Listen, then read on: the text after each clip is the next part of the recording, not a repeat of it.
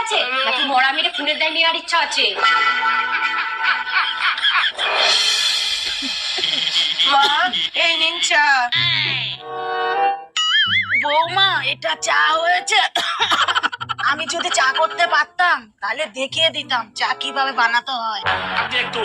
আর দেখতো দিদি শোন, রাজরানী। আরে রাখতো তো রাজরানী, ওই আশাতেই থেকে থেকে আমার চুল পাকিয়ে ফেললাম, তাও ওনাকে রান্না পছন্দ করাতে পারলাম না। তোর মনে হয় এনার যাবার পরে আমাদের আর বয়স থাকবে রানী হয়ে থাকার? সারা জীবন রাজরানী করতে করতে বিনে পয়সা চাকরানি বানিয়ে দিয়েছে।